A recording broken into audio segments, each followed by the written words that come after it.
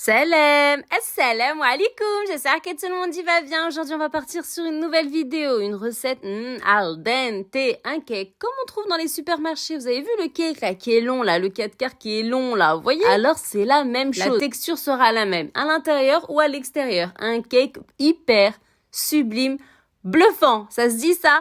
Ah, c'est pas grave, ça se dit, ça se dit. Regardez la texture, comme le 4 quarts qu'il y a dans les supermarchés. Il va nous falloir aujourd'hui les ingrédients, les condiments suivants. Ici, il y a des œufs, il y a de la confiture, 6 œufs. On part sur 6 œufs.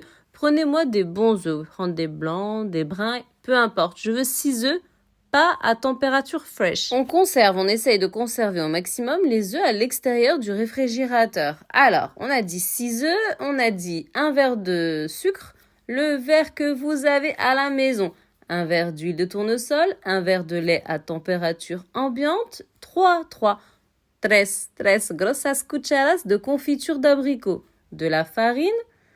On est bon là, hein? Il va nous falloir également du citron qu'on va râper. On utilisera également le jus de citron. Le citron est très important dans cette recette. Pourquoi? Plus dans une recette, quelle que soit la recette d'un cake, plus vous allez éplucher du citron, plus le cake il sera riche en arômes et en goût, et plus ça nous rappellera les cakes que nos grands-mères nous faisaient avant. C'est l'odeur, le délice, ça va nous rappeler tout ça. On équilibre toujours les ingrédients, les condiments. On met une pincée de sel. Je commence par la pincée de sel aujourd'hui. J'ai dit éplucher, citron râpé, hein, on râpe. Ah, le matin, on râpe toujours le citron. Alors, une pincée de sel, on va venir y ajouter les 6 œufs respectifs.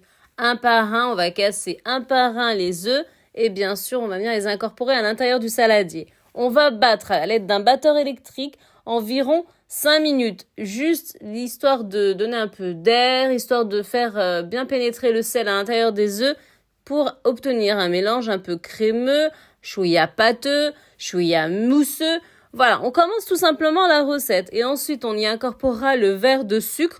On part sur un verre de sucre, pas trop sucré, n'oubliez pas. Je vous ai cité 3 grosas cucharas de confiture d'abricot. Mais qu'est-ce qu'elle fait? Elle met du sucre, de la confiture d'abricot. La confiture d'abricot dans ce cake n'est pas obligatoire. Mais sincèrement, c'est ce qui va rendre cette texture comme le 4 quarts qu'on trouve dans les supermarchés. C'est ce qui va faire la différence. Si vous mettez pas cette confiture d'abricot, ça va être un simple cake comme tous les jours, quoi. Ça va pas être le 4 quarts qu'on trouve dans les supermarchés. J'insiste. La confiture d'abricot va alléger votre cake, mais va le figer en même temps. On va lui rendre cette texture qui ne va pas s'effriter, qui va pas tout le temps s'effriter. Il va vraiment se figer. Il va s'effriter légèrement, mais ça va pas être un cake qui va s'effriter tout de suite. Ça va vraiment le figer, comme le 4 quarts qu'il y a dans les supermarchés. Il est vraiment bluffant ce cake. Et il est magique, hein. Il est surtout délicieux, conservable dans le temps. Il est vraiment al dente. La touche de citron, je vous l'ai dit, la touche de confiture d'abricot, c'est al dente. Vous suivez à la lettre comment j'ai incorporé les ingrédients, les condiments, les uns derrière les autres, et vous allez obtenir le même résultat que moi. Vous voyez, la vidéo parle d'elle-même. Vous avez le sucre qui est incorporé, l'huile de tournesol à la lettre, hein, l'ordre. Hein. Vous suivez ordre par ordre. Hein. Vous mettez pas d'abord l'huile après le sucre. Non. Le sucre et ensuite l'huile de tournesol. L'huile de tournesol, vous y allez pas. Allez hop, je mets tout le verre et basta. Non. Petit à petit, vous incorporez. Enfin, petit à petit, pas aussi une tortue. Petit à petit, un chouïa, vous incorporez l'huile de tournesol. Ensuite, le verre de lait, vous pouvez le mettre d'emblée. Pourquoi? Parce que le lait, il y a quand même un verre, donc c'est quand même une quantité qui est pas petite. Et quand vous allez mettre le verre de lait, si vous vous amusez à tout de suite battre comme ça, et si vous le mettez petit à petit, vous allez avoir des éclaboussures de partout et ça va pas être gérable. D'une, ça va vous démotiver dans la cuisine, dans la confection de ce cake. De deux, il faut encore nettoyer, asticoter, je dois faire le cake, je vais jamais y arriver, ça va être trop long.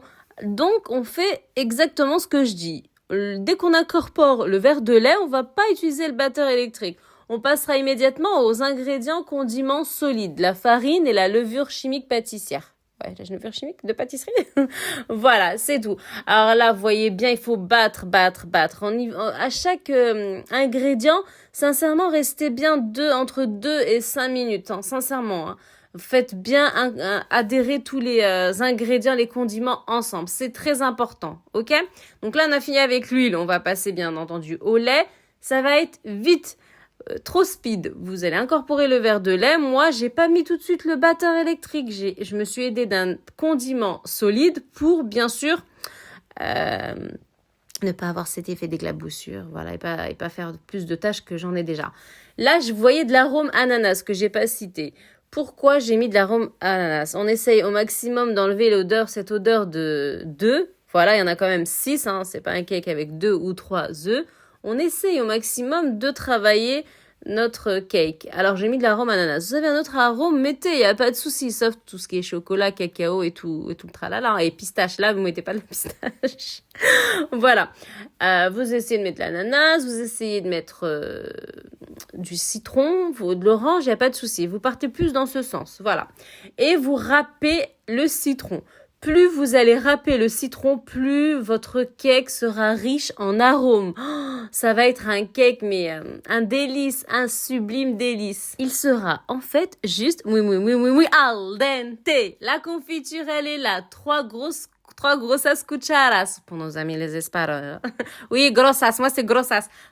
Je vide mon bol, il y a 3 grosses cuillères à soupe que tout simplement la veille, j'ai mis dans le bol et j'ai mis dans le réfrigérateur. Une chose que j'ai pas citée, c'est un cake qui est frais. Voilà, il est so fraîche. J'ai préparé préalablement le moule. Je l'ai préalablement, je vais y arriver. Je l'ai beurré, j'ai saupoudré de farine et je l'ai placé au réfrigérateur la veille. Oui, la veille, oui, j'ai fait ça la veille. Et voilà, le lendemain, vers les coups de 7h du matin, 6h du matin, qu'est-ce qu'on fait? On prépare la préparation ici présente. Et cette préparation, à la fin, dès que j'ai fini, je vais la recouvrir et immédiatement venir la placer au réfrigérateur pendant 30 minutes. Ce qui va aider la levure à fermenter pour être sûr que non seulement le cake il va gonfler, non seulement le cake va se démouler du moule. On a tout fait. On a utilisé l'astuce 1. On a mis le moule préalablement bien beurré et farine dans le réfrigérateur et on a mis la préparation dans le réfrigérateur. Donc, on a tout figé là. On a tout gélifié pour quand on va l'incorporer, la préparation dans le moule préalablement bien fresh, so fresh, et ensuite dans le four. Dès qu'on va sortir le cake du four, automatiquement, on le laisse poser pour bien qu'il refroidisse. D'accord, on va pas travailler à chaud. À moins qu'on est pressé, mais dans les 2 cas, il va sortir. Pourquoi? Parce qu'on a tout fait pour qu'il sorte sans aucune difficulté. Je vous donne toutes les méthodes, toutes les techniques. On essaye d'avancer en utilisant toutes les façons pour pouvoir arriver à démouler un cake et avoir un cake comme le cake qui est à l'extérieur. Au niveau des condiments, des ingrédients solides. Donc, vous avez vu le sucre, l'huile, le lait, là, la farine. Tout de suite après le lait, on met la farine. On touille pas, on mélange pas, on bat pas, on met la farine. On commence par 1 verre de farine, quelle que soit la farine. 2e verre de farine. Vous avez bien vu que mon type de farine que je vous ai présenté, c'est pour tout type. Il y avait marqué, hein, rebambiné. Il y avait marqué tout type, hein. T'as vu? Voilà, et le 3e verre de farine. 1, 2, 3. 3 verres de farine, pas plus, ça suffit amplement. 6 œufs, 3 verres de farine. On est dans l'équilibrage total. Et bien sûr, faut qu'il gonfle. On est quand même sur 6 œufs, 2 sachets respectifs de levure chimique pâtissière à 11 grammes. Voilà, vous voyez comment je cogite, hein, vous voyez. Donc, c'est une simplicité totale. La pâtisserie, la cuisine est hyper facile. C'est de la jugeote et bien sûr de l'envie et bien sûr de la volonté. C'est tout. Ni plus, ni moins. Je le dis sur toutes mes vidéos, mais en fait, le but, c'est que vous arrivez au même résultat que moi. Comme ça, dire, ah oui, sa recette, en fait, ça sort. Ah, mais en fait, ce qu'elle raconte, c'est pas des bêtises. Ah oui, donc elle est pas là pour rien, frère. Hein. Vous voyez le truc? Donc là, ça a été hyper rapide. J'ai mélangé, j'ai incorporé dans un autre saladier qu'on peut couvrir, que vous avez à la maison, ou mettre vous cellophaner, s'il n'y a pas de couvercle, il n'y a pas de souci, un système D en cellophane, ou on met un papier aluminium, no problem. L'essentiel, vous recouvrez parce que il est placé quand même au réfrigérateur. La levure, on aide la levure en fait à fermenter. Donc, on recouvre. C'est pour ça qu'on recouvre, voilà. Et puis aussi pour pas, s'il y a d'autres trucs dans le frigidaire, pour pas qu'il y ait des odeurs dans le cake et machin chouette, quoi. On va pas tout expliquer. Mais on est un peu obligé ici, hein. Voilà. Et ensuite, on ressort au bout de 30 minutes. Vous voyez, il s'est quand même épaissi. La préparation s'est épaissie. C'est épaissi beaucoup d'ailleurs. Regardez. C'est juste ce qu'il faut. Voilà, le cake est en train de... Voilà, il s'est fermenté. Je l'aide simplement. Donc là, j'avais râpé... Oula, ça dégorge de partout. Je sais pas comment j'ai fermé mon petit bocal là. Bref, alors j'ai pressé, excusez-moi, j'ai râpé. Oui, je l'ai râpé le citron, mais j'ai pressé le citron. Et là, j'ai mis l'équivalent de 2 grosses cuillères à soupe. Voilà, 2 grosses cuillères à soupe, voilà, une cuillère à soupe et demie. C'est juste histoire d'essayer d'alléger un peu plus, voilà, de casser le fait que ça a gonflé, que ça s'est épaissi. C'est tout. Ce n'est pas obligé. Ce n'est pas obligé. Ça veut dire qu'on peut directement enchaîner et le placer directement dans le moule, hein. Ça donnera exactement le même résultat. C'est tout juste, moi, je voulais plus cet effet citron. Voilà, c'est tout. En cuisine, en pâtisserie, on peut faire tout ce qu'on veut. À condition qu'il y ait un minimum de jugeote. Voilà. Et qu'on donne, bien sûr, de l'arôme et du goût à nos plats. Voilà, et puis je vais utiliser la maryse pour bien racler parce que Nassima, elle aime bien tout enlever et laisser aucun reste. Et le four, il n'était pas allumé, perso. Hein. Il n'était pas allumé. Je suis partie sur 160 degrés. Pourquoi? Parce que j'étais pas pressée.